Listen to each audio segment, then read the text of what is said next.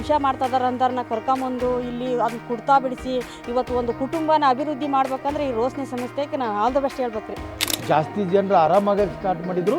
ಅವಾಗಿಂದ ಜನ ಹೆಂಗೆ ಆರಾಮಾಗಿ ಹೋಗ್ತಾರೆ ಅದನ್ನ ನೋಡಿಕೊಂಡೆ ಮತ್ತೆ ಪುನಃ ಬೇರೆದವ್ರನ್ನ ಕಳಿಸ್ಲಿಕ್ಕೆ ಪ್ರಾರಂಭ ಮಾಡಿದರು. ಕುಡಿಯೋದ್ರಿಂದ ಒಡೆದು ಜಗಳ ಮಾಡೋದು, ಮನೆ ಬಿಟ್ಟು ಹೋಗೋದು ಇದೆಲ್ಲ ಮಾಡ್ತಿದ್ದ. ಇಲ್ಲಿ ಹಾಕಿದ ಮೇಲೆ ಈಗ ಒಳ್ಳೆ ನಯನು. 8,500 ವ್ಯಸನಿಗಳಿಗೆ ನಾವು ಇಲ್ಲಿ ಟ್ರೀಟ್ಮೆಂಟನ್ನು ಕೊಟ್ಟಿದ್ದೀವಿ. ಒಂದು ಫ್ಯಾಮಿಲಿನ ಬೇರ್ಪಟ್ಟ ಫ್ಯಾಮಿಲಿನ ಜೊತೆಗೂಡಿಸ್ತಾ ಇದ್ದೀನಿ. ನನ್ನ ಕೌನ್ಸ್ಲಿಂಗ್ ಕೂಡ ನಾನು ಮಾಡ್ತಾ ಇದ್ದೀನಿ. ಯಾವಾಗ ಕುಡಿಯೋದು ಬರಲಿಲ್ಲ ಆವಾಗ ಚೆನ್ನಾಗಿನೇ ಇರೋರು. ಕುಡಿದು ಬಂದ ತಕ್ಷಣ ಹಂಗೆ ಮಾತ್ಕೊಂಡು ಜಗಳ ಆಗೋದು. ಈಗೇನು ಆ ಥರ ಏನಿಲ್ಲ ರೀ. ವಾರ್ತಾ ಭಾರತಿ ಡಿಜಿಟಲ್ಗೆ ಸ್ವಾಗತ. ನಾನು ಹಜರತ್ ನದಾಬ್. ನಾನಿವತ್ತು ಹಾವೇರಿ ಜಿಲ್ಲೆ ಹಾನಗಲ್ ತಾಲೂಕಿನ ನಾಲ್ಕರ ಕತ್ತರಿ ಹತ್ತಿರ ಇರುವಂಥ ರೋಶನಿ ವ್ಯಸನ ಮುಕ್ತ ಕೇಂದ್ರದಲ್ಲಿ ಇದ್ದೇನೆ. ಮನುಷ್ಯನಲ್ಲಿ ಕೆಟ್ಟ ಚಟಗಳು ಏನು ಚಟುವಟಿಕೆಗಳಿಂದ ಪ್ರಾರಂಭವಾಗಿ ಚಟ್ಟ ಕಟ್ಟುವ ತನಕ ಬಿಡುವುದಿಲ್ಲ.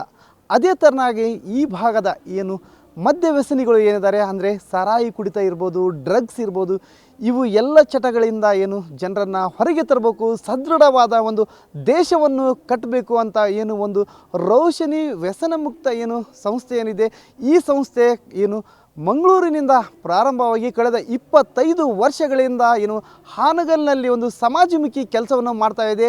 ಹಾಗಾದರೆ ಈ ಒಂದು ಕೆಲಸವನ್ನು ಹೇಗೆ ಮಾಡ್ತಾ ಇದೆ, ಈ ಒಂದು ಸಂಸ್ಥೆಯನ್ನು ಹೇಗೆ ಇಲ್ಲಿ ಕಟ್ಟಿದ್ರು, ಈ ಒಂದು ಚಟಗಳಿಂದ ಹೇಗೆ ದೂರ ಇಡ್ತಾರೆ ಅನ್ನುವುದನ್ನು ಅವ್ರ ಬಾಯಲ್ಲಿ ಕೇಳೋಣ ಬನ್ನಿ. 16 ವರ್ಷದ ಹಿಂದೆ ನಾವು ವ್ಯಸನ ಮುಕ್ತಿ ಕೇಂದ್ರವನ್ನು ಪ್ರಾರಂಭಿಸಿದ್ವಿ. ಈಗಾಗಲೇ ಸುಮಾರು 8,500 ವ್ಯಸನಿಗಳಿಗೆ ನಾವು ಇಲ್ಲಿ ಟ್ರೀಟ್ಮೆಂಟನ್ನು ಕೊಟ್ಟಿದ್ದೀವಿ.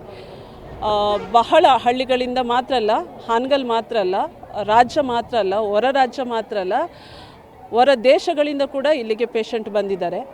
ತುಂಬ ಸಂತೋಷ. ಪುರುಷರಿಗೆ ಮಾತ್ರ ಅಲ್ಲ, ಮಹಿಳೆಯರಿಗೂ ಕೂಡ ಇದರಲ್ಲಿ ಟ್ರೀಟ್ಮೆಂಟನ್ನು ನಾವು ಕೊಟ್ಟಿದ್ದೀವಿ. ಪುರುಷರು ಜಾಸ್ತಿ, ಮಹಿಳೆಯರು ಕಡಿಮೆ. ಈ ಕಾನ್ಸೆಪ್ಟು ನಾವು ಸಮಾಜ ಸೇವೆ ಮಾಡ್ತಾ ಇರಬೇಕಾದ್ರೆ ಮಧ್ಯದಲ್ಲಿ ನಮಗೆ ಗೊತ್ತಾಗ್ತಿತ್ತು ಎಲ್ಲದಕ್ಕೂ ಮೂಲ ಕಾರಣ ಕುಡಿತ ಅಂತ. ಕುಟುಂಬಗಳು ಬದಲಾವಣೆ ಆಗ್ತಾ ಇರಲಿಲ್ಲ, ಭಾಳಷ್ಟು ಸಮಸ್ಯೆಗಳನ್ನು ಎದುರಿಸ್ತಾ ಇದ್ವಿ.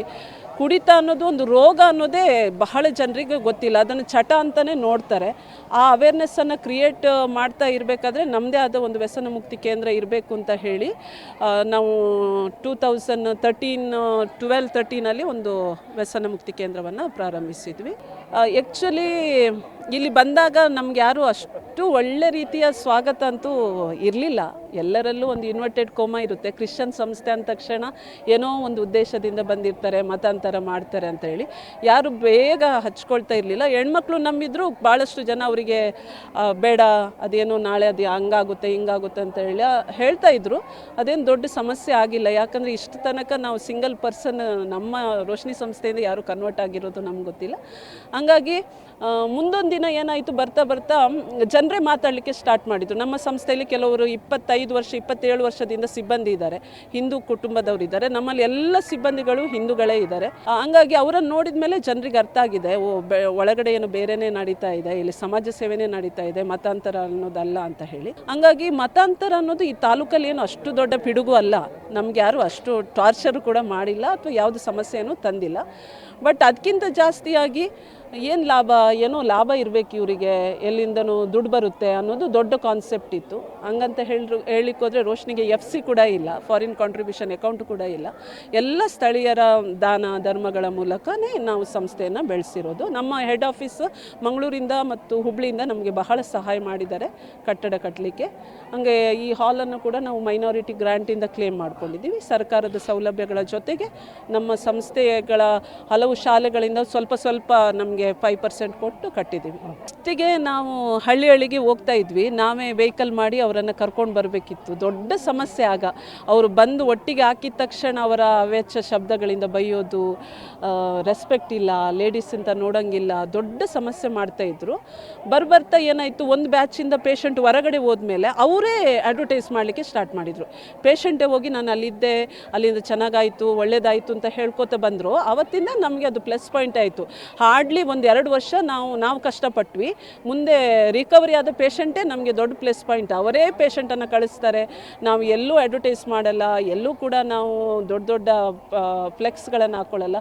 ರಿಕವರ್ಡ್ ಪೇಷಂಟೇ ಕಳಿಸ್ತಾರೆ ನಮಗೆ. ಮೆಡಿಕಲ್ ಆಫೀಸರ್ಸ್ ಇದ್ದಾರೆ, ವಾರ್ಡ್ ಬಾಯ್ಸ್ ಟ್ರೈನ್ಡ್, ನಾವು ಕೌನ್ಸಿಲರ್ಸ್ ಟ್ರೈನ್ಡ್, ಎಲ್ಲರೂ ಟ್ರೈನ್ಡ್ ಪರ್ಸನಲ್ಸೇ. ಭಾಳ ಚೆನ್ನಾಗಿ ಪೇಷಂಟ್ಗಳನ್ನು ಹ್ಯಾಂಡಲ್ ಮಾಡೋದು ನಮ್ಗೆ ಗೊತ್ತಿದೆ. ಹಂಗಾಗಿ ನಮ್ಮ ಮೇಲೆ ಯಾವತ್ತೂ ದಾಳಿ ಮಾಡಿಲ್ಲ. ಬಟ್ ಅವರು ಬಂದ 1-2 ದಿನ ಮಾತ್ರ ಅವೆಚ್ಚ ಶಬ್ದ ಯೂಸ್ ಮಾಡ್ತಾರೆ. ಆಟೋಮೆಟಿಕಲಿ ವಿತ್ ಮೆಡಿಕೇಶನ್ನು ಕೂಲ್ ಡೌನ್ ಆಗ್ತಾರೆ. ಸಮಥಿಂಗ್ ಅರೌಂಡ್ 8,814 ಪೇಷಂಟನ್ನು ಟ್ರೀಟ್ಮೆಂಟ್ ಮಾಡಿದ್ದೀವಿ. ಹಾರ್ಡ್ಲಿ 216 ಮೆಂಬರ್ಸ್ ರಿಲ್ಯಾಪ್ಸ್ ಆಗಿದ್ದಾರೆ. ಉಳಿದವರೆಲ್ಲ ಸೋಬರ್ ಆಗಿದ್ದಾರೆ. 5 ವರ್ಷಗಳ ಕಾಲ ನಾವು ಫಾಲೋಅಪ್ ಮಾಡ್ತೀವಿ ಇಲ್ಲಿಂದ ಹೋದ್ಮೇಲೆ ಪೇಷಂಟನ್ನು. ಏನೋ ಇದು ಒಂದು ಬರ್ತಾರೆ ಹೋಗ್ತಾರೆ ಅನ್ನೋದಲ್ಲ. ಇಲ್ಲಿ ಬರ್ತಾರೆ, ಟ್ರೀಟ್ಮೆಂಟ್ ತಗೊಳ್ತಾರೆ. ಮುಂದಿನ 5 ವರ್ಷಗಳ ಕಾಲ ನಾವು ಫೋನಲ್ಲಿ ಟಚ್ ಇದ್ದು ಅವರ ಮನೆ ಭೇಟಿ ಮಾಡಿ ಅವರು ಮೆಡಿಸಿನ್ ತಗೊಳ್ಳುವಂಗೆ ನಾವು ನೋಡ್ಕೊಳ್ತೀವಿ. ನಾವು ಇಷ್ಟೇ ಹೇಳೋದು, ಯಾರು ಕುಡಿತಾರೆ ಅಂತ ಹೇಳಿ ಅವರನ್ನು ಕೆಟ್ಟ ದೃಷ್ಟಿಯಿಂದ ನೋಡಬೇಡಿ. ಒಂದೇ ಅದೇಂದರೆ ಅದು ಟ್ರೀಟೇಬಲ್, ಅದನ್ನು ಔಷಧಿ ಕೊಟ್ಟು ಸರಿ ಮಾಡ್ಬೋದು. ವ್ಯಸನ ಬಾಡಿಗೆ ಬಂದರೆ ಅದನ್ನು ಟ್ರೀಟ್ ಮಾಡಬಾರ್ದು. ಮನಸ್ಸಿಗೆ ಕೆಲವರಿಗೆ ಬೇರೆ ಬೇರೆ ರೀತಿಯ ವ್ಯಸನಗಳಿದೆ, ಅದಕ್ಕಿಂತ ಇದು ಎಷ್ಟೋ ಮೇಲು. ಇವರನ್ನು ಟ್ರೀಟ್ ಮಾಡಿ ಸಮಾಜಕ್ಕೆ ಕೊಡೋದು ನಮ್ಮದು ಮಾತ್ರ ಕರ್ತವ್ಯ ಅಲ್ಲ, ಎಲ್ಲರ ಕರ್ತವ್ಯ. ಹಂಗಾಗಿ ನಮ್ಮ ಸಂಸ್ಥೆ ಅಂತ ಮಾತ್ರ ಇಲ್ಲಿ ಎಲ್ಲಾದರೂ ಸರಿ ವ್ಯಸನ ಮುಕ್ತಿ ಕೇಂದ್ರಗಳು ಎಲ್ಲಿದ್ದಾವೋ ಅಲ್ಲಿ ವ್ಯಸನಿಗಳನ್ನು ಕಳಿಸಿ ಅವರಿಗೊಂದು ಉತ್ತಮ ಸಮಾಜ ಕಟ್ಟಲಿಕ್ಕೆ ತಾವು ನೆರವಾಗಿ ಅಂತ ಕೇಳ್ಕೊಳ್ತೀನಿ ಸರ್. ನಮ್ಮ ಮಗ ಒಬ್ಬನೇ ರೀ, ಅವ್ನು ಚಟ ಬಿಟ್ಟಾನ್ರಿ. ಈಗೆಲ್ಲ ಇಲ್ಲಿ ರೋಸ್ನಿಗೆ ಹಾಕಿದ ಮೇಲೆ ಭಾಳ ಸುಧಾರ್ಸ್ಯಾನ್ರಿ. ಈಗ ಮೊದಲೆಲ್ಲ ನಮ್ಮದು ಭಾಳ ಕಷ್ಟ ಇತ್ತು ರೀ, ಕುಡಿಯೋದ್ರದಿಂದ ಹೊಡೆಯೋದು, ಜಗಳ ಮಾಡೋದು, ಮನೆ ಬಿಟ್ಟು ಹೋಗೋದು, ಇದೆಲ್ಲ ಮಾಡ್ತಿದ್ದ. ಇಲ್ಲಿ ಹಾಕಿದ ಮೇಲೆ ಈಗ ಒಳ್ಳೆನಾಗ್ಯಾನು. ಈಗ ನಮ್ಮ ಮಂತ್ಯನೆಲ್ಲ ಸರಳಾಗ ಹೊಂಟೈತೆ. ಯಾವಾಗಾರ ಕುಡಿಯೋನು, ಒಟ್ಟು ದಿನಾನೂ ಕುಡಿಯೋನು, 15 ದಿವಸಕ್ಕೊಮ್ಮೆ ಕುಡಿಯೋನು, 8 ದಿನಕ್ಕೊಮ್ಮೆ ಕುಡಿಯೋನು. ಹಾಂ, ಜಗಳ ತೆಗೆದು ಹೊಡೆಯೋದು, ಜಗಳ ಮಾಡೋದು, ಮನೆ ಬಿಟ್ಟು ಹೋಗೋದು. ಅಕ್ಕನ ಮಗನ ತೊಗೊಂಬಂದು ನಾನೆಲ್ಲ ಆರಾಮಾಗೇನಪ್ಪ, ನಾನು ಚೆನ್ನಾಗಿ ನೋಡ್ಕೊಂಡು ಹೋಗ್ತೀನಿ ಅಂತ ಅವನ್ನ ತಗೊಂಬಂದು ನಮ್ಮ ಮಗನ ಸೇರ್ಸ್ಯಾನ್ರಿ. ಹ್ಞೂ ರೀ, ಕುಡಿತಿದ್ದರು, ಇಸ್ಪೇಟ್ ಆಡೋರು, ಭಾಳ ದಿವಾಳಿ ಮಾಡಿದ್ರಿ ಅವರು. ಅವನಿಂದ ನಮಗೆ ನೆಮ್ಮದಿನೇ ಇಲ್ಲ, ಆ ಥರ ಮಾಡ್ತಾನ್ರಿ ಅವ. ನರ್ಸಾಗಿ ಪೇಷಂಟಿಗೆ ನೋಡ್ಕೊಳ್ತಾ ಇದ್ದೀನಿ. ಈಗ ಸುಮಾರು 2002ರಿಂದ ಮಾಡ್ತಾಯಿದ್ದೆ, 72ರಿಂದ. ಇಲ್ಲಿ ನಾವು ಪೇಷಂಟಿಗೆ ರೆಕ್ರೇಷನ್ ರೂಮ್ ಅಂತ ಹೇಳ್ಕೊಂಡು, ಅಂದರೆ ಟಿ ವಿ ಟೈಮಲ್ಲಿ ಟಿ ವಿ ನೋಡೋಕೆ ಇಲ್ಲಿ ಬರ್ತಾರೆ. ಫ್ರೀ ಟೈಮಲ್ಲಿ ಆಟ ಆಡಲಿಕ್ಕೂ ಇಲ್ಲಿ ಬಿಡ್ತೀವಿ. ಇಂಡೋರ್ ಗೇಮ್ಸ್ ಎಲ್ಲ ಇಲ್ಲೇ ಮಾಡ್ತೀವಿ. ಇಂಡೋರ್ ಗೇಮ್ಸ್ ಎಲ್ಲ ಇಲ್ಲೇ ಆಡಿಸ್ತೀವಿ. ಮೂಲತಃ ನಾನು ಮಂಗಳೂರವ್ರು ಸರ್. ನನಗೆ ತುಂಬ ಒಂದು ಸ್ಯಾಟಿಸ್ಫ್ಯಾಕ್ಷನ್ ಇದೆ ಸರ್. ಯಾಕಂದರೆ ನಾನು ಈ ಕೆಲಸ ಮಾಡೋದ್ರಿಂದ ಯಾವುದೋ ಒಂದು ಫ್ಯಾಮಿಲಿಗೆ ನಾನು ಒಂದು ಮಾಡ್ತಾಯಿದ್ದೀನಿ, ಒಂದು ಫ್ಯಾಮಿಲಿಗೆ ಸ್ವಲ್ಪ ನೆಮ್ಮದಿ ಕೊಡ್ತಾಯಿದ್ದೀನಿ, ಒಂದು ಫ್ಯಾಮಿಲಿನ ಬೇರ್ಪಟ್ಟ ಫ್ಯಾಮಿಲಿನ ಜೊತೆಗೂಡಿಸ್ತಾ ಇದ್ದೀನಿ. ನನ್ನ ಕೌನ್ಸ್ಲಿಂಗ್ ಕೂಡ ನಾನು ಮಾಡ್ತಾಯಿದ್ದೀನಿ. ಹಾಗೆ ಸ್ವಲ್ಪ ಅವರು ತಮ್ಮ ಜೀವನವನ್ನು ಸುಧಾರಿಸಲಿಕ್ಕೆ ನಾನು ಸಹಾಯ ಮಾಡ್ತಾಯಿದ್ದೀನಿ ಅಂತ ಅನ್ನಿಸ್ತಾ ಇದೆ. ಅಲ್ಲಿ ನಮ್ಮ ಅಕ್ಕನ ಮಗ ಇದ್ದಾನೆ ಮಂಜು ಅಂತೇಳಿ. ಅವನು ಡ್ರಿಂಕ್ಸನ್ನು ಮಾಡೋದು ಕಲ್ತಿದ್ದ. ಹೇಳಿದರೂ ಕೂಡ ಕೇಳ್ತಾ ಇರಲಿಲ್ಲ. ಹ್ಞೂ ಅನ್ನೋದು ಮತ್ತು ಕುಡಿಯೋದು, ಹ್ಞೂ ಅನ್ನೋದು ಮತ್ತು ಕುಡಿಯೋದು, ಊಟ ಮಾಡಲ್ಲ. ಸಣ್ಣ ಹುಡುಗ, ಒಂದು 27-28 ವಯಸ್ಸು. ನೋಡಿ ಹೇಳೋದು ಎಲ್ಲ ಹೇಳೋದಾಯಿತು ಎಲ್ಲ ರೀತಿಯಿಂದ ಹೇಳಿದ್ವಿ. ಆಯ್ತು ಬಿಡ್ತೇನೆ ಅಂತೇಳಿ ಮತ್ತು ಅದೇ ಚಾಳಿನ ಮುಂದುವರಿಸಿದ. ಒಂದು 20 ಡೇ ಬ್ಯಾಕ್ ನಾನು ಇಲ್ಲಿ ಬಂದು ಇಲ್ಲಿ ವಾತಾವರಣ ನೋಡಿದೆ, ಚೆನ್ನಾಗಿದೆ ಅಂತ ಗೊತ್ತಾಯಿತು. ಹಾಗಾಗಿ ನಾವು ಇವತ್ತು ಅವನಿಗೆ ಅಡ್ಮಿಷನ್ಗೆ ಕರ್ಕೊಂಡ್ಬಂದೇವೆ. ಅವನಿಗೆ ಒಳಗೆ ಕಳಿಸೇವೆ. ಭಾಳ ಚೆನ್ನಾಗಿ ಇವರು ಮೇಂಟೈನ್ ಮಾಡ್ರೆ, ಭಾಳ ಸುಧಾರಣೆಗಳನ್ನು ಮಾಡ್ಯಾರ ಅಂತ ಕೇಳ್ಪಟ್ಟೇನೆ. ಹಾಗಾಗಿ ಚೆನ್ನಾಗಿದೆ, ವಾತಾವರಣ ಒಳ್ಳೆ ಐತಿ. ಅವರೆಲ್ಲ ಬಿಟ್ಟಾರಂತ, ಭಾಳ ಜನ ಬಿಟ್ಟಾರ. ನಮ್ಮವನು ಬಿಡ್ತಾನ ಅಂತೇಳಿ ಒಂದು ಆಶೆಯಿಂದ ಬಂದೇವೆ. ಇಲ್ಲಿ ಬಂದ ಮೇಲೆ ಇವರು ಟ್ರೀಟ್ಮೆಂಟ್ 1 ತಿಂಗಳದ್ದು ಬಿಟ್ಟಿದ್ದು. ಈ ಕೆಲವಿಷ್ಟು ಇವರು ಬರೀ ಡ್ರಿಂಕ್ಸ್ ಬಿಡಿಸೋದಷ್ಟೇ ಅಲ್ಲ, ಕೆಲವಿಷ್ಟು ಅವರಿಗೆ ಬದಲಾವಣೆಗಳನ್ನು ಕಲಿಸ್ತಾರೆ, ಹೇಳ್ತಾರೆ. ಹೌದು, ಹೇಳ್ತಾರೆ. ಟೀಚಿಂಗ್ ಇದೆ. ನಮ್ಮದು ಮಕ್ಕಳು ರೀ. ನನ್ನ ಹೆಸರು ಮಾರುತಿ ಅಂತೇಳಿ. ಅನೇಕ ಜನ ಕುಡಿದು ಕೆಲಸ ಬಿಗಿಸಿಬಿಟ್ಟು ಮಲಗ್ತಿದ್ರು. ಅದೇ ಒಂದು ಉದ್ಯೋಗ ಆಗ್ಬಿಟ್ಟಿತ್ತು ಅವ್ರದ್ದು. ಹೆಣ್ಮಕ್ಳು ದುಡಿತಿದ್ರು, ಇವರು ದುಡಿದು ಅವ್ರು ತಗೊಂಡು ಜಗಳ ಮಾಡಿ ದುಡ್ಡು ಇಸ್ಕೊಂಡು ಕುಡಿಯೋದು, ಮತ್ತು ಸಾಯಂಕಾಲ ನೋಡಿ ಜಗಳ ಮಾಡೋದು, ಈ ಟೈಪ್ ಎಲ್ಲ ಮಾಡ್ತಿದ್ರು. ಇಲ್ಲೊಂದು ನಾವು 9 ವರ್ಷ ಆಯ್ತು ಈ ಸಂಸ್ಥೆಯಲ್ಲಿ ಕೆಲಸ ಮಾಡೋಕ್ಕಂತು. ಇಂಥ ವಿಷಯಗಳನ್ನು ಕಂಡು ನಾವು ಸ್ಥಳೀಯರಲ್ಲಿ ಜಾಗೃತಿ ಮೂಡಿಸಿದಾಗ ಕೆಲವರು ಒಂದು 5-6 ಜನ ಮುಂದಾಡ್ತಾರೆ. ಬಂದು ಅವರು ಸ್ವಲ್ಪ ದಿನ ಇದ್ದು ಎಲ್ಲ ಒಂದು ಇಲ್ಲಿ ತಿಳ್ಕೊಂಥ ವಿಷಯನ ತಿಳ್ಕೊಂಡು ಇವ್ರು ಕೊಡ್ತಕ್ಕಂಥ ಟ್ರೈನಿಂಗನ್ನು ತಗೊಂಡು ಬದಲಾವಣೆ ಆಗಿ ಒಳ್ಳೆ ಜೀವನ ಮಾಡ್ಕೊಂತ ಹೊಂಟಿದ್ದಾರೆ ಈಗ. ಯಾಕಂದರೆ ಪ್ರಾಮಾಣಿಕವಾಗಿ ಅವರು ಇಲ್ಲಿ ಬಂದಾಗ ಕುಡಿಯೋದ್ರಿಂದ ಏನಾಕತಿ, ಕುಡಿಯೋದು ಬಿಟ್ಟಿಂದ್ರೆ ಏನಾಕತಿ, ಕುಡಿಯೋದೇ ಒಂದು ದೊಡ್ಡ ಕೆಲಸ ಅಂತ ಅವ್ರು ತಿಳ್ಕೊಂಡ್ರೆ ಯಾರೋ ಕುಡಿತಾರೆ ಅಂತೇಳಿ ಇವರು ಕುಡಿಯೋದು. ಇವರು ಉದ್ದೇಶಪೂರ್ವಕ ಇವರು ಕುಡಿಯೋತಿರಲಿಲ್ಲ. ಅವ್ರು ಪಾರ್ಟಿ ಮಾಡ್ತಾರೆ, ಅವ್ರ ಜೊತೆ ಹೋಗೋದು, ಇವ್ರು ಪಾರ್ಟಿ ಮಾಡ್ತಾರೆ, ಈ ರೀತಿಯೇ ಕುಡಿತವನ್ನು ಕಲ್ತಿದ್ರು ಅವರು. ಯಾಕಂದರೆ ಮೊದಲಿಂದನೇ ಕುಡುಕರಲ್ಲ ಅವರು, ಮಧ್ಯಂತರ ಕುಡುಕರು. ಅವಾಗಿಂದ ಆ ಕುಡಿತವನ್ನು ಕಲ್ಕೊಂಡು ಅವ್ರು ಕುಡುಕರಾದ್ರು. ಅದೇ ಮುಂದೆ ಅವರ ಒಂದು ಉದ್ಯೋಗನ ಅದೇ ಆಗ್ಬಿಟ್ಟದು ಕುಡಿಯೋದು. ಈಗ ಅದನ್ನೆಲ್ಲ ಅದೆಲ್ಲ ಇಲ್ಲಿ ಅರ್ಥ ಆಗಿಂದ ಅದನ್ನು ಬಿಟ್ಟು ಅವ್ರು ಏನು ಮಾಡಿದ್ರು, ಒಳ್ಳೆಯ ಒಂದು ಈಗ ಹಾನಗಲ್ ತಾಲೂಕು ಮೂಡೂರು ಗ್ರಾಮ, ಅಲ್ಲಿ ಭಾಳ ದಿನ ಇದ್ದಿಲ್ಲ. ನಾವು ಒಂದು 15 ದಿನ ಇದ್ದೀವಿ ರೀ. ನಾವು ಹೋಗಿ ಬಂದಲ್ಲ ಒಂದು 15 ವರ್ಷ ಆಗೈತಿ. ಅಂದ್ರೆ ಹೋಗೋದು ಒಂದು 2-3 ಪ್ಯಾಕೆಟ್ ಕುಡಿತಿದ್ವಿ ರೀ. ಇತ್ತಿತ್ತಲ ಪ್ರಕೃತಿಗೆ ಮೇಲೆ ಅದು ಅವ್ರು ಹೇಳಿದ್ರು ನಮ್ಗೆ. ಆಮೇಲೆ ಕುಡಿದ್ರು ನಿಮಗೆ ತ್ರಾಸ ಆಗೈತಿ, ಕುಡಿಬೇಡ್ರಿ ಅಂತ ಹೇಳಿದ್ರು. ಆಮೇಲೆ ಅಲ್ಲಿಂದ ಬಂದು ಮತ್ತು ನಾವು ಕುಡಿದಿದ್ವಿ. ಕುಡಿದ್ರೆ ನಮಗೆ ತ್ರಾಸ ಆಗಕತ್ತದ. ಅವ್ರೇನು ಟ್ರೀಟ್ಮೆಂಟ್ ಕೊಟ್ಟಿದ್ರಲ್ಲ ಅದ್ರ ಮೇಲೆ ನಾವು ಕುಡಿದ್ರು ತ್ರಾಸ ಆದ. ನಾವು ಒಬ್ಬರಲ್ಲ ಒಂದು 2-3 ಮಂದಿ ಹಂಗೆ ಮಾಡಿದ್ವಿ, ತ್ರಾಸ ಆಗ್ತದೆ. ಇತ್ತಿತ್ತಲಾಗ ಬಿಟ್ಟಿದ್ವಿ. ನಮ್ಮ ಮದುವೆ ಬಂದಾಗಿಂದನೂ ಕುಡಿತಲ್ಲಿ ಜೋರು ಇತ್ತು ರೀ ಅವ್ರದ್ದು. ಕುಡಿತಾನೆ ಇದ್ದರು. ಅಷ್ಟು 6 ಮಕ್ಕಳು ಹೆರಿಗೆ ಇರೋರಿಗೂ ದಿನಕ್ಕೆ ಸಾಯಂಕಾಲವರೆಗೂ ಎದ್ದು ಬೆಳಗ್ಗೆ ಹಾಳು ಹೊಟ್ಟಿಗೆನೂ ಕುಡಿಯೋರು, ಸಾಯಂಕಾಲ ತನಕನೂ ಕುಡಿಯೋರಿ.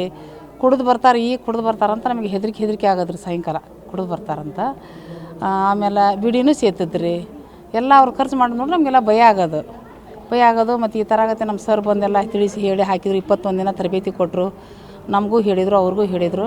ಅಲ್ಲಿಂದ ಬಂದ ತಕ್ಷಣ ಒಂದು ಟೈಮ್ 2 ಟೈಮ್ ಕುಡಿದು ನೋಡಿದ್ರು. ಅದು ಅವ್ರಿಗೆ ಸರಿ ಆಗಲಿಲ್ಲ. ವಾಂತಿ, ರಕ್ತಕ್ತನ ವಾಂತಿ ಮಾಡಾಕತ್ತಿದ್ರು. ಬರ್ತಾ ಎಲ್ಲ ಬಿಟ್ಕೊಂತ ಬಂದರೆ ಈಗೇನು ಕುಡಿಯೋದು ಏನು ಮಾಡಲ್ರಿ, ಚಟ ಏನಿಲ್ಲ. ಅದು ಯಾವಾಗ ಕುಡಿಯೋದು ಬರಲಿಲ್ಲ ಆವಾಗ ಚೆನ್ನಾಗಿನೇ ಇರೋರು. ಕುಡಿದು ಬಂದ ತಕ್ಷಣ ಹಂಗೆ ಮಾತ್ಕೊಂಡು ಜಗಳ ಆಗೋದು. ಈಗೇನು ಆ ಥರ ಏನಿಲ್ಲ ರೀ. ಈಗ ನೀವು ಈಗ ಹೆದರಿಕೆ ಐತ್ರಿ. ಅವ್ರು ನೀವು ಯಾವಾಗಾರ ಅಕಸ್ಮಾತ್ ಅಪ್ತೇಪ್ ನೀವು ಕುಡಿದು ನಿಮ್ಮ ಜೀವನ ಹಾಳು, ನಿಮ್ದು ತೊಂದ್ರೆ ಅಂತೇಳಿ ಅಂದ್ರೆ ಇಲ್ಲೇನು ಅದೇನು ಭಯ ಐತ್ರಿ. ಹಂಗೆ ಕುಡಿಯೋದೇನು ಮಾಡಲ್ರಿ. ಎಲ್ಲ ಈಗ ರೋಶನಿ ಸಂಸ್ಥೆಗೆ ಫಸ್ಟ್ ಆಲ್ ದ ಬೆಸ್ಟ್ ಹೇಳ್ತೇನೆ ರೀ. ನಾನು ರೈತ ಸಂಘದ ಅಧ್ಯಕ್ಷ, ಗ್ರಾಮ ಪಂಚಾಯತ್ಗೆ ಮೆಂಬರ್ ಅದೇನು ರೀ. ನಾನು ಸುಮಾರು ಹೋರಾಟನ ಎಲ್ಲ ಮಾಡಿದೆ. ಆದ್ರೆ ಇದನ್ನಂತ ಸಾರಾಯಿಯನ್ನು ಮುಕ್ತ ಗ್ರಾಮ ಮಾಡೋಕ್ಕಾಗಲಿಲ್ಲ. ನಮ್ಮ ಹಳ್ಳಿಗೊಳಗೆ ಸಾರಾಯಿ ಅಂಗಡಿ ಬಂದ್ ಮಾಡೋದಾಗಲಿ ಮಟ್ಟದಾಗಲಿ ಮಾಡೋಕ್ಕಾಗಲಿಲ್ಲ.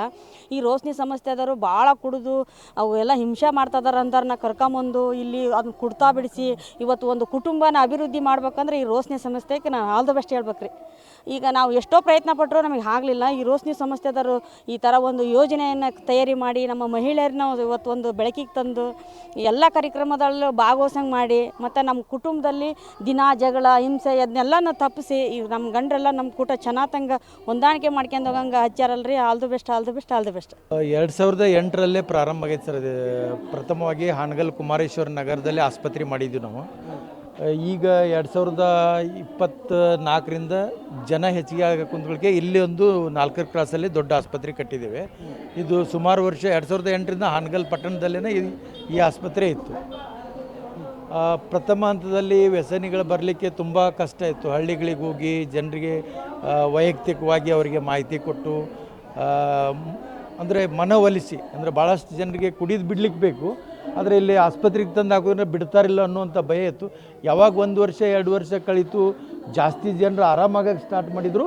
ಆವಾಗಿಂದ ಜನ ಹೆಂಗೆ ಆರಾಮಾಗಿ ಹೋಗ್ತಾರೆ ಅದನ್ನು ನೋಡಿಕೊಂಡೆ ಮತ್ತೆ ಪುನಃ ಬೇರೆದವ್ರನ್ನ ಕಳಿಸ್ಲಿಕ್ಕೆ ಪ್ರಾರಂಭ ಮಾಡಿದರು.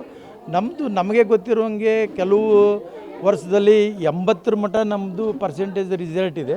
ಇನ್ನು ಮೊನ್ನೆ ನಾವು ಹೋದ 1 ವರ್ಷದ ಲೆಕ್ಕ ತೆಗೆದಾಗೆ 85% ಈ ವ್ಯಸನ ಮುಕ್ತಿ ಕೇಂದ್ರದಲ್ಲಿ ನಮಗೆ ರಿಸಲ್ಟ್ ಸಿಕ್ಕಿದೆ. ವಿಶೇಷವಾಗಿ ಇಲ್ಲಿ ಏನಂತಂದರೆ ನಮ್ಮ ಸಂಸ್ಥೆಯಲ್ಲಿ ಸಿಸ್ಟರ್ ಇರೋದ್ರಿಂದ ಅವರನ್ನು ಭಾಳಷ್ಟು ಆರೈಕೆ ಮಾಡೋದ್ರಿಂದ ನಮ್ಮ ಈ 4ನೇ ಕ್ರಾಸಲ್ಲಿರುವಂಥ ವ್ಯಸನ ಮುಕ್ತಿ ಕೇಂದ್ರಕ್ಕೆ ತುಂಬ ಜನ ಬಂದು ಟ್ರೀಟ್ಮೆಂಟ್ ತೆಗೆದುಕೊಳ್ತಿದ್ದಾರೆ. ಈಗ 3-4 ವರ್ಷದಿಂದ ಅನ್ಕಾರೆ ಪಾಳೆ ಹಾಕಬೇಕು, ಅಂದರೆ ಸೀಟ್ ಸಿಗಲ್ಲ. ಮೊದಲೇ ಹೆಸರು ಬರೆಸಿ ಇಟ್ಟಾಗ ಮಾತ್ರ. ಯಾಕಂದರೆ ಈಗ ನಮ್ಮದು ಇಲ್ಲಿ ಒಂದು 30 ಬೆಡ್ಡಿನ ಆಸ್ಪತ್ರೆ ಮಾಡಿದ್ದೀವಿ. ಹಾನಗಲಲ್ಲಿ 15 ಬೆಡ್ಡಿನ ಆಸ್ಪತ್ರೆ ಇತ್ತು. ಆದರೆ ಒಳ್ಳೆ ರಿಸಲ್ಟ್ ಇರೋದ್ರಿಂದ ತುಂಬ ಜನ ಬಂದು ಇಲ್ಲಿ ಚಿಕಿತ್ಸೆಯನ್ನು ಪಡಿತಾ ಇದ್ದಾರೆ. ಇದಾಗಿತ್ತು ಈ ಹೊತ್ತಿನ ವಿಶೇಷ. ಕ್ಯಾಮ್ರಾಮನ್ ನಿತೀಶ್ ಜೊತೆ ಹಜರತ್ ನದಾಫ್, ವಾರ್ತಾವಾರ್ತಿ, ಹಾವೇರಿ.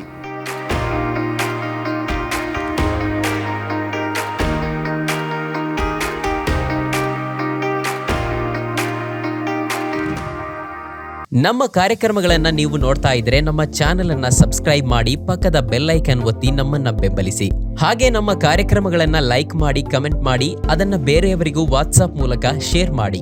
ನೀವು ಹೀಗೆ ಮಾಡಿದಾಗ ನಮ್ಮ ಚಾನೆಲ್ ಇನ್ನಷ್ಟು ಮತ್ತಷ್ಟು ಜನರಿಗೆ ತಲುಪಲು ನೀವು ನಮ್ಮೊಂದಿಗೆ ಸಹಕರಿಸಿದ ಹಾಗಾಗುತ್ತೆ. ಇದು ನೀವು ಯಾವುದೇ ಖರ್ಚಿಲ್ಲದೆ ಕೆಲವೇ ಸೆಕೆಂಡುಗಳಲ್ಲಿ ನೀಡಬಹುದಾದ ಸಹಕಾರ. ಧನ್ಯವಾದಗಳು.